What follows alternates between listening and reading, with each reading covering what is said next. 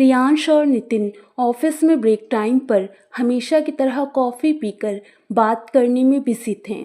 नीलम और सुमन भी हमेशा की तरह ऑफिस में क्या ब्रेकिंग न्यूज़ है, किसका ब्रेकअप हो गया और किसका प्रमोशन, कौन किसके चक्कर में है, इस जासूसी में लगी थी। तभी कुणाल दौड़ता हुआ वहाँ आता है। उसे इस तरह आता देख नीलम और सुमन अपने जासूसी का काम वहीं पर स्टॉप कर वहाँ आ जाती हैं।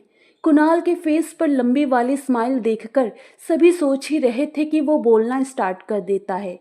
हमारी 15 डेज की हॉलीडे की एप्लीकेशन एक्सेप्ट हो गई है। पूरी टीम 15 डेज साथ छुट्टियां मना सकते हैं। ये बात सुनते ही सभी खुशी से डांस करने लगते हैं।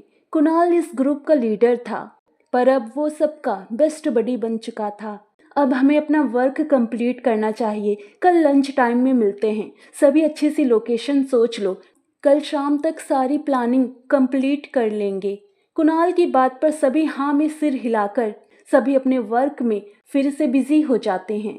अगले दिन सभी ऑफिस में ब्रेक टाइम पर वापस कैंटीन में मिलते हैं। आज का ही दिन बचा है हमारे पास। कल से हमारा हॉलीडे स्टार्ट हो रहा था। अब तक कोई भी प्लेस डिसाइड नहीं हुआ था कहाँ जाना है घूमने। हम अब भी प्लेस की डिबेट में अटके हैं। हाँ, नितिन तो सही बोल रहा है। सोचो सभी। सब सोच ही रहे थे, तभी कुणाल फिर से बोल पड़ता है, क्यों ना मेरे गांव चला जाए, वहां हमारा पुश्तैनी बंगला है। पुश्तैनी बंगला सुनते ही सभी को ये बहुत ही इंटरेस्टिंग सा लगा। इसके पहले उनमें से किसी ने भी हवेली नहीं देखी थी। सभी के फेस पर हवेली के बारे में और जानने का एक्सप्रेशन देख कुणाल अपनी बात कंटिन्यू करता है। गांव में हमारा एक पुश्तैनी बंगला है जो गांव से बाहर है। वहां कोई नहीं रहता है। मेरी फैमिली में से जो भी गांव जाता है वो सब बंगले में नहीं, गांव में ही बने घर में ही रहते हैं। ये सारी बातें सभी को किसी हॉरर मूवी की तरह लगने लगी थी, जिसे सुनते हुए वो सभी जल्द से जल्द वहां पहुंचना चाहते थे। कुणाल के गांव जाना है, इस बात पर सभी एग्री होते हैं। ऑफिस टाइम खत्म होने तक अपना अपना वर्क कंप्लीट कर सभी घर से निकल जाते हैं। शाम को सभी ने अपने अपने घर पर कुणाल के गांव जा रहे हैं ये बता दिया था। कुणाल सभी में फाइनेंशियल काफ़ी आगे था। सभी के रहने और खाने पीने का अरेंजमेंट वही करने वाला था। इस वजह से सभी को घर पर इजीली परमिशन मिल गई थी। अगली सुबह सभी कुणाल के गांव सोहनपुर के लिए निकल पड़ते हैं। कुणाल की मंगेतर थी नीलम और नितिन की गर्लफ्रेंड थी सुमन। इस जर्नी में इन दोनों कपल्स को भी काफ़ी अच्छा टाइम स्पेंड करने के लिए मिलने वाला था। बहुत सारी मस्ती और बातों बातों में वो सब गांव की तरफ बढ़ते जा रहे थे। शाम होते होते वो सब गांव का बॉर्डर क्रॉस कर चुके थे। वहां का माहौल, हवा और वातावरण सब कुछ बिल्कुल ही साफ और बहुत ही अच्छा था। शहर से बिल्कुल अलग। सभी आसपास की हरियाली देख खुश हो रहे थे। नितिन फोटोग्राफी में बिजी था। हे गाइस, वो देखो बंगला। कुणाल ड्राइविंग रोक कर कार से बाहर निकलकर खड़ा हो जाता है, एक लंबी सी सांस लेते हुए। हाँ, यही है मेरा पुश्तैनी बंगला। कुणाल, ये कितना बड़ा और आलीशान है। इसे देखकर प्रेडिक्ट करना बहुत ही डिफिकल्ट है। इतना सुंदर बंगला खंडर कैसे बन गया। हाँ सुमन, हैरान तो मैं भी हूँ। पेड़ों की टहनियों और पत्तों को तो देखो, ऐसा लग रहा है जैसे ये सब इस बंगले को सजाए हुए हैं। जहाँ तक मुझे याद है, मैंने कभी भी घर पर इस बंगले में कोई रहा हो ये नहीं सुना है। काफी सालों से खाली और देखरेख न होने की वजह से ये आलीशान बंगला अब खंडहर बन चुका है। कुणाल, ये खंडहर होकर भी बहुत ही खूबसूरत दिख रहा है। हर तरफ छाई हरियाली उसे इतना सुंदर बना रही है कि कोई भी इसकी तरफ खींचा चला जाए। सब वहां पहुंच तो गए थे, पर कुणाल के पापा की एक शर्त भी थी। सभी जितने दिन चाहे उतने दिन गांव में रहें, घूमें फिरें, लेकिन हवेली की तरफ नहीं जाएंगे और ना ही वहां चोरी से कदम रखने की कोशिश करेंगे। ऐसी वार्निंग भी मिली थी। वार्निंग के बावजूद भी कुणाल और उसके दोस्त चोरी से बंगले में कदम रखने की कोशिश जरूर करेंगे। कोई भी उनकी शर्त ना तोड़ पाए। कुणाल के पापा ने पहले ही अपनी बहन को कुछ दिनों के लिए वहां बुलवा लिया था। गाइस, जब तक हम सब गांव में हैं तब तक बुआ ही हमारा ख्याल रखने के लिए हमारे साथ रुकेंगी। बुआ के सामने कोई भी बंगले के बारे में गलती से भी जिक्र नहीं करेगा। ये मेरा ऑर्डर समझो या इंस्ट्रक्शन। कुणाल ने सभी को बुआ के सामने किस टॉपिक पर साइलेंट रहना है ये पहले ही बता दिया था, लेकिन सभी इतने आज्ञाकारी भी नहीं थे कि सारी बात मान ले या वार्निंग से डरे। कोई भी बंगले की तरफ नहीं जाएगा, ये कुणाल के पापा का ऑर्डर था, जिसे अब छुपकर ही सही उस बंगले में सभी जाना चाहते थे। क्या राज है उस बंगले का? अब बिना पता किए उनमें से कोई भी शांत नहीं बैठने वाला था। गांव में घर पहुंचने के बाद सभी ने फ्रेश होकर थोड़ा सा आराम किया। रात में बातों के सिलसिले के साथ खाना खत्म करते ही सफर की थकान की वजह से सभी जल्द ही सोने के लिए चले गए। कुणाल के पापा किसी तरह का रिस्क नहीं लेना चाहते थे, इसीलिए उन सभी की देखरेख के लिए अपनी बड़ी बहन को बुला लिया था। उनकी मौजूदगी में बंगले तक पहुंचना नामुमकिन था। बुआ या उनकी पहरेदारी में तैनात लोगों से छिपते हुए चोरी छिपे वो सब उस हवेली में जाएंगे। यही प्लान आगे चलकर कुणाल के लिए अनचाही मौत का एहसास और बाकी सबकी रूह कांप जाए इस तरह के खौफ का मंजर बनने वाला था। आधी रात होते ही सभी नींद के आगोश में सो चुके थे। कुणाल और उसके दोस्त प्लान के मुताबिक बहुत ही सावधानी से बंगले की तरफ निकल पड़ते हैं। दिन में गांव जितना ही खूबसूरत था, वहीं रात में हर तरफ फैले अंधेरे में उतना ही डरावना।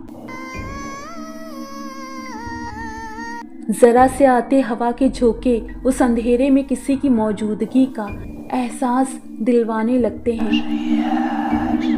काली अंधेरी रात में हर तरफ खामोशी का सन्नाटा। बांस के पेड़ जब आपस में टकराते तो और भी भयानक लगने लगते। उनमें से आती आवाज़ों से ऐसा लगता जैसे वो हवेली की तरफ बढ़ते हुए लोगों की तरफ ही बढ़ रहे हों। ये विव और आवाज़ें कितनी डरावनी है ना, हॉरर मूवी की तरह, जैसे ये हमें चेतावनी देने की कोशिश कर रही हों। हमें सुबह ही हवेली चलना चाहिए, ये हम सबके लिए खतरनाक हो सकता है। नीलम को डरता देख कुणाल उसका हाथ पकड़ लेता है। मैं हूँ ना, हम सब सेफ हैं। मॉर्निंग में सबसे छिपते हुए ही हमारा यहाँ आना इम्पॉसिबल है। वैसे भी थोड़ी देर में हम सब हवेली में पहुँच जाएंगे। डर के साथ सभी बहुत ही एक्साइटेड थे, हर खतरे से बिल्कुल अनजान, और ये सोचना कि ये सब एक अच्छा एडवेंचर है, ये बात बिल्कुल ही गलत साबित होने वाली थी। जो डर और दहशत के उस मंजर को वो सब पूरी रात देखने वाले थे, उसकी कल्पना किसी ने भी नहीं की थी। थोड़ी ही देर में सभी बंगले के पास पहुंच चुके थे। रात के लगभग 2 बज चुके थे। बादल पूरी तरह छट चुके थे। अमावस का आधा चांद जो कुछ देर पहले बादलों में छुपा था, बादल छटते ही आसमान में साफ साफ दिखाई देने लगता था। चांद की रोशनी में बंगले के ऊपर बैठा उल्लू किसी दैत्य की तरह लग रहा था। उन सभी को वहां देख वो उल्लू जोर जोर से आवाज करने लगता है। कुणाल, ये उल्लू ऐसा लग रहा है जैसे हमारा ही इंतजार कर रहा था और अब ये किसी को मैसेज दे रहा है। शिकार आ चुके हैं, अब होगा बंगले में शिकार। कहते हुए नितिन जोर जोर से हंसने लगता है। उसके इस मजाक पर कोई भी नहीं हंसता है, बल्कि सभी की गुस्से से लाल हुई आंखें उसे ही देख रही थी। सभी के एक्सप्रेशन को देख नितिन समझ जाता है कि उसने गलत टाइम पर जोक मारा है। अब उसका चुप रहना ही ठीक है। कुणाल आगे और सभी उसके पीछे चलते हुए उस बंगले के दरवाजे के पास पहुंच जाते हैं। दरवाजे पर एक बहुत ही बड़ा ताला लटका हुआ था, जिसे देखकर वो सब समझ चुके थे कि इसे तोड़ पाना मुश्किल है। हमें अंदर जाने के लिए कोई और रास्ता ढूंढना होगा। इस ताले को तोड़ना मुश्किल है और चांस ये भी है कि अगर ज़्यादा आवाज़ की तो गांव वाले यहाँ आ सकते हैं। इसीलिए अंदर जाने का कोई और रास्ता ढूंढना होगा। कोई खिड़की जो खुली हुई हो या मेरे अंदाजे से किसी खिड़की का कांच टूटा हो, ऐसा रास्ता जिससे हम बहुत ही आसानी से हवेली के अंदर एंटर हो जाएंगे। हर तरफ टॉर्च के उजाले से रियांश हवेली के पीछे वाले हिस्से की तरफ बढ़ने लगता है। सभी उसके पीछे चलने लगते हैं। मिल गया। इस खिड़की का कांच टूटा हुआ है।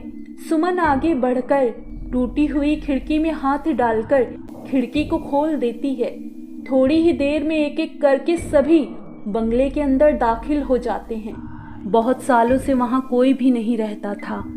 इस वजह से हर जगह मकड़ी के जाले, धूल और गंदगी थी। मकड़ी के जालों और धूल की वजह से कभी आलीशान और सबसे खूबसूरत रहा बंगला आज पूरी तरह खंडहर में तब्दील हो चुका था। बंगले के अंदर दाखिल होते ही सभी की बेचैनी और बढ़ने लगती है। क्या राज है इस बंगले का? क्यों इसे बंद करना पड़ा? इस तरह के कई सवाल जिनके जवाब ढूंढने के लिए सभी अलग अलग होकर उस भूतिया बंगले में घूमने लगते हैं। टॉर्च ने भी कुछ देर में जवाब दे दिया। अब हर तरफ अंधेरा तो था, लेकिन अंदर लगे कांच के खरोचों के बीच से चांद की हल्की हल्की रोशनी से वहाँ पूरी तरह अंधेरा नहीं था। उस हल्की रोशनी के सहारे सभी आगे बढ़ रहे थे। सभी के लिए ये एक एडवेंचर था।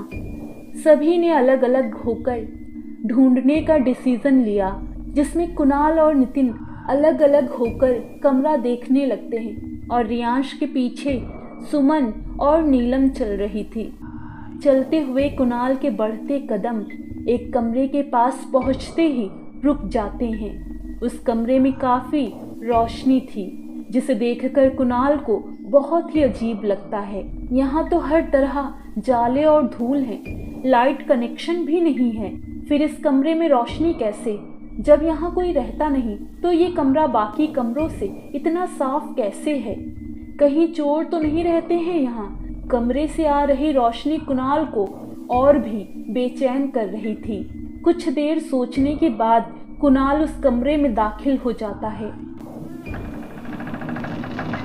कमरे के अंदर का नज़ारा देख कुणाल की आंखें फटी की फटी रह जाती हैं। बेहद ही खूबसूरत सा वह कमरा अपने समय की आलिशानता की गवाही दे रहा था। कमरे की साज सज्जा से ऐसा लग रहा था जैसे ये किसी नव दंपत्ति जोड़े के लिए सजाया गया हो। कमरे में चारों तरफ देखते हुए कुणाल की नज़र उस सेज पर दुल्हन के जोड़े में लंबे घूंघट में बैठी औरत पर पड़ती है। कौन है ये दुल्हन? क्या चल रहा है? कुछ पल सोचने के बाद कुणाल उस दुल्हन की तरफ उसके पास पहुंच जाता है। कौन है आप? ये बंगला तो मेरा है, आप यहाँ कैसे आईं? कुछ देर उस बेजान सा पुतला बनी दुल्हन में किसी भी तरह की कोई भी आहट नहीं होती। उस दुल्हन को इस तरह बेजान सा पुतला बना देख हिम्मत कर कुणाल दुल्हन का घूंघट उठाने के लिए हाथ आगे बढ़ा रहा था कि उसे पीछे से किसी की आवाज़ सुनाई देती है। कुणाल तो इस कमरे में क्या कर रहा है? वो दुल्हन यार कहते हुए नितिन दुल्हन की तरफ फिर से मुड़ता है, लेकिन इस बार का मंजर देख कुणाल के पैरों के तले से ज़मीन खिसक जाती है। आलीशान खूबसूरत सा वह कमरा जले हुए कमरे में तब्दील हो चुका था। हर तरफ जाले और राख, सामने बैठी वो दुल्हन भी गायब हो चुकी थी। कुणाल के चेहरे पर परेशानी साफ साफ दिखाई दे रही थी। नितिन समझ नहीं पा रहा था कि कुणाल को हुआ क्या है। यहाँ क्या कर रहे हो कुणाल? नितिन, ये कमरा पहले ऐसे नहीं था। यहाँ लाइट थी, कमरा पूरी तरह से डेकोरेट था और सामने बड़ा सा बेड था जिस पर घूंघट में एक औरत बैठी थी। तेरी आवाज़ पर मैं पीछे पलटा और ये कमरा खंडहर बन गया। कुणाल की ऐसी अविश्वसनीय बातें सुन नितिन को ये एहसास हो रहा था कि कुछ तो गड़बड़ है। कुणाल मेंटली काफ़ी स्ट्रॉन्ग है, फिर हेलुएशन होना, वो भी कुणाल को उस समय कुणाल की बातों को अवॉइड करना ही नितिन को ठीक लगा। कुणाल चल यहाँ से, आई थिंक हम सबके लिए यहाँ रुकना अब डेंजरस हो सकता है। सबको ढूंढकर यहाँ से जल्द निकलना चाहिए। नितिन की इस बात पर सब सहमत होते हुए वो दोनों उस कमरे से निकल जाते हैं। वहीं दूसरी तरफ रियांश के पीछे चलते हुए नीलम ऊपरी मंजिल के कमरों तक पहुंच गई थी। सीढ़ियों पर चढ़ते हुए वो इस बात को बिल्कुल भी भूल चुकी थी कि सुमन कहीं खो गई है। इस बात का एहसास उन दोनों को तब हुआ जब रियांश अचानक पीछे मुड़ा, जहां से उसे सिर्फ नीलम ही दिखाई दी। सुमन कहाँ है? नीलम भी हैरान थी। इतनी देर में उसे भी नहीं पता चला कि सुमन उनके साथ नहीं है। दूसरी तरफ सुमन किचन वाले हिस्से में स्थित हॉल की तरफ पहुंच चुकी थी, जहां बड़ा सा डाइनिंग टेबल था। वहीं एक टेबल पर वो बैठ गई। सब में से कोई तो मिल जाएगा, ये सोचकर उसने वहीं रुकना ठीक समझा। थोड़ी ही देर में सुमन को एहसास होने लगा जैसे किसी ने उसके दोनों पैर पकड़ लिए हैं। अपने पैरों पर तेज होती पकड़ का अंदाज़ा कुछ ही पलों में बिल्कुल सही निकला। टेबल के नीचे से झांकते ही एक पल के लिए सुमन की सांसें मानो अटक गई हों। टेबल के नीचे दो हाथ जो पूरी तरह जल चुके थे, हाथों में बड़े बड़े छाले, वो हाथ जो बिना डेड बॉडी के उसका पैर पकड़े हुए हैं। अब सुमन पूरी तरह से डर चुकी थी। ऐसे किसी मंजर की बिल्कुल भी कल्पना नहीं की थी। उसने वहां से भागने के लिए जैसे ही अपना सर डाइनिंग टेबल से ऊपर किया, सामने का मंजर देखते ही वो इतना जोर से चिल्लाई। सुमन की चीख सुनते ही सब बुरी तरह से डर गए और उसे ढूंढने लगे। पूरी तरह दुल्हन के लिबास में सजी औरत बिल्कुल उसके सामने बैठी थी। उसके शरीर पर दोनों हाथ नहीं थे। सुमन को समझने में देर नहीं लगी कि इस दुल्हन के कटे हुए हाथों ने ही उसके पैर पकड़े हैं। वो दहशत का माहौल इस कदर होता जा रहा था कि कोई समझ नहीं पा रहा था वहाँ क्या हो रहा है।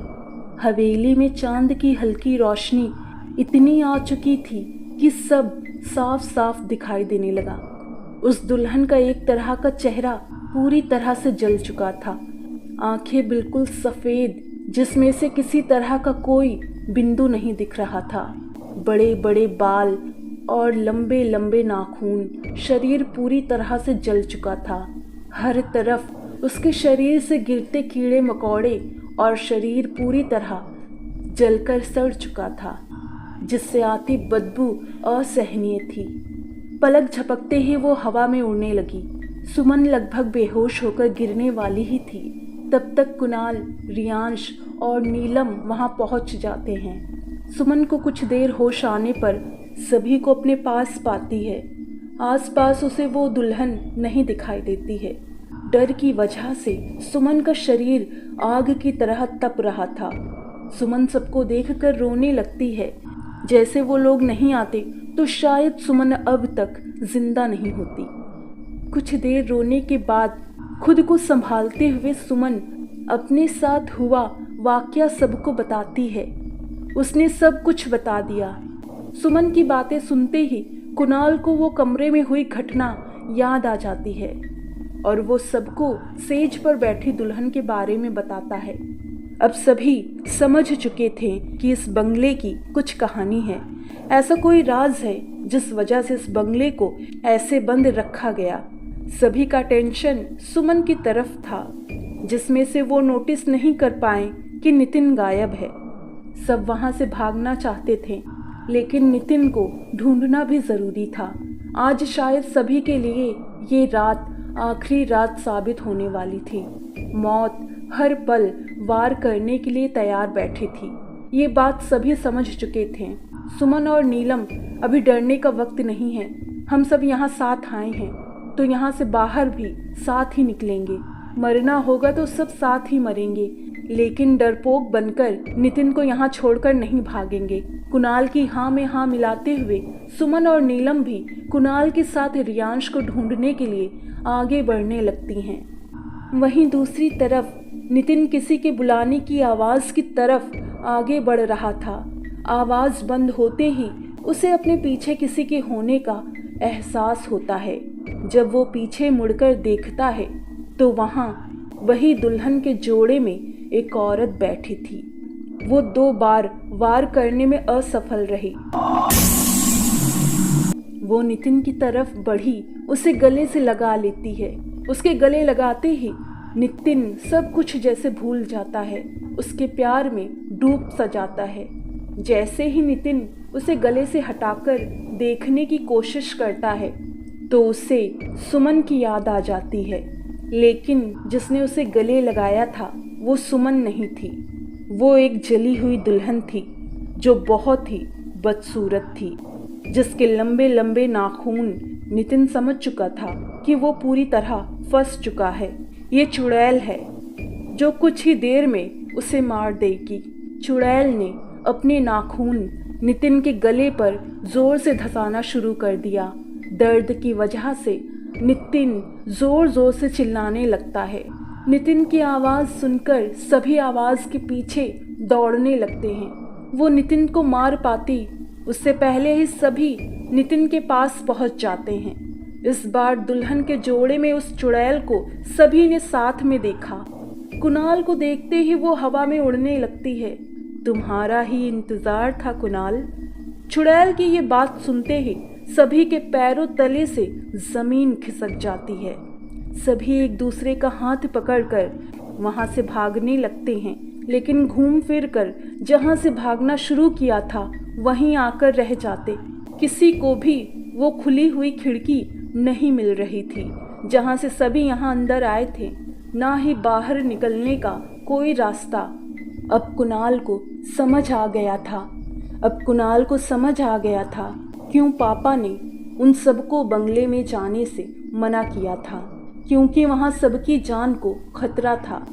मौत सामने थी, कोई रास्ता नहीं मिल रहा था। हवेली की हर चीज़ जिंदा हो गई हो ऐसा लग रहा था।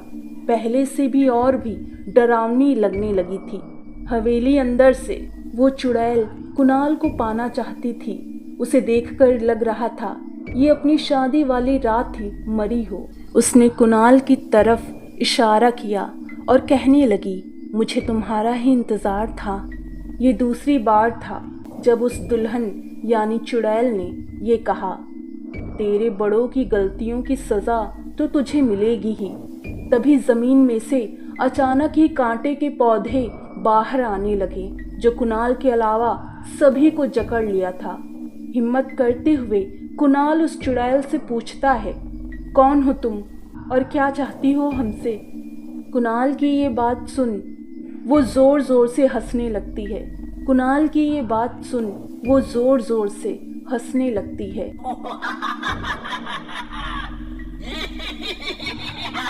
हंसी ऐसी जैसे वीराने में किसी जानवर की, जिसे सुनकर कोई भी डर जाए। सभी उन कांटे वाले पेड़ों में और भी जकड़ते जा रहे थे, जैसे कोई मिट्टी का दलदल हो जिसमें सभी तेजी से धंसने लगे थे। कुणाल खुद को समझाता है और कुछ पल के लिए सोचने लगता है, अगर यह मेरा इंतज़ार कर रही है तो इसने मुझे अभी तक मारा क्यों नहीं? क्यों ये मेरे दोस्तों पर ही हमला कर रही है? कुछ तो है जो इसे मेरे पास नहीं आने दे रहा है। लेकिन क्या? कुणाल के हाथ अचानक से उसके गले में मौजूद रुद्राक्ष पर पड़ते हैं। ये रुद्राक्ष, हाँ, ये मेरी रक्षा कर रहा है। कुणाल बिल्कुल अनजान बनते हुए दुल्हन यानी उस चुड़ैल से पूछता है, क्या चाहिए तुझे? तुम चाहिए हो, तुम्हें मारकर अपना पति बनाऊंगी। चुड़ैल की इस मांग पर कोई रास्ता न सूझता देख कुणाल शर्त पर हामी भर लेता है कि वो उसके दोस्तों को जिंदा और सही सलामत जाने देगी, लेकिन उसके पहले वो उन सबको इस हवेली का राज और वो कौन है पूरी कहानी बताएगी। मेरा नाम सीमा था, मैं तुम्हारे बड़े पापा की पहली पत्नी थी। ये सुनते ही कुणाल पूछ पड़ता है, तुम बड़े पापा की पत्नी कैसे? जो उनके साथ है वो कौन है फिर? इतना सुनते ही वो दुल्हन यानी चुड़ैल हवा में उड़ते हुए ज़ोर ज़ोर से हंसने लगती है। प्रेमिका है वो उसकी, मुझे दुल्हन बनाकर शादी करके लाएं, पर शादी वाली रात छोड़ गया वो मुझे, भाग गया अपनी प्रेमिका के साथ। इतना सुनते ही कुणाल फिर सवाल करता है, क्या हुआ था आपके साथ? कैसे मौत हुई आपकी? इतना सुनते ही वो चुड़ैल एक बार फिर से ज़ोर ज़ोर से चिल्लाई, खामोश, तू मुझसे सवाल करेगा? तेरी इतनी हिम्मत? हकीकत सुन सकता है तू? सुनेगा अपने घर वालों के काले कारनामे? सुन, उस रात उनके जाने के बाद तेरे पापा और सब ने मुझे गुनहगार बना दिया। उनके भाई के जाने की वजह मुझे बना दिया गया। सभी ने मिलकर मुझे कमरे में बंद कर दिया। उस रात जोर से आंधी तूफान आया और लालटेन के गिरने से घर में आग लग गई। मैं रोती चीखती रही। किसी ने मेरे कमरे का ताला नहीं खोला। मुझे जिंदा जलता छोड़ भाग गए। मैं इस तरह से जलकर मर गई, पर इसका बदला अब लूँगी। बड़ी ही मुश्किल से उस घर का कोई सदस्य मिला है।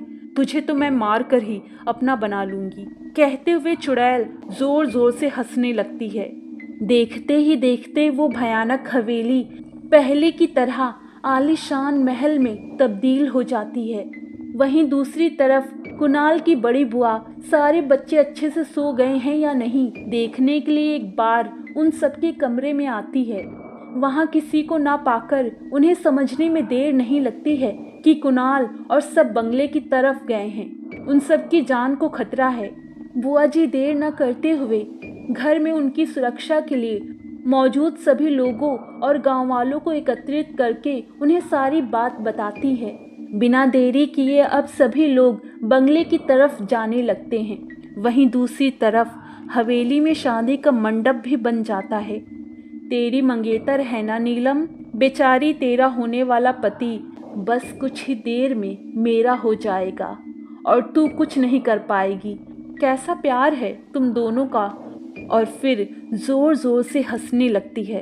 पर कुणाल की शर्त के अनुसार उसने सभी को उन कांटे वाले पौधों से आज़ाद किया। वहाँ कुणाल की बुआ जी पंडित और गाँव वालों के साथ हवेली पहुँच चुकी थी। हिम्मत करके नीलम कुणाल के गले जा लगती है। कुणाल, हम साथ जिएंगे और साथ मरेंगे। ये सुनते ही वो चुड़ैल गुस्से से तिलमिला उठती है, पहले से भी ज्यादा डरावनी। इस बार सीधा वार नीलम पर किया, जिस वजह से नीलम के सर में बहुत चोट आ जाती है। नीलम के बाद वो किसी पर हमला कर पाती उसके पहले ही हवेली का दरवाजा खुल चुका था। मंत्रों की आवाज हवेली में गूंजने लगी थी। वो आलीशान बंगला एक वीरान खंडहर में तब्दील हो चुका था। मंत्रों के आगे वो चुड़ैल काफी कमजोर हो चुकी थी। सूरज की पहली किरणें उस हवेली में दाखिल हो रही थी, जिस वजह से वो पहले से भी काफी कमजोर हो चुकी थी।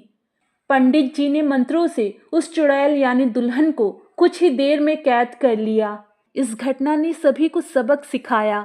भूतिया बंगले से बाहर निकलते ही कुणाल और सभी ने राहत की सांस भरी।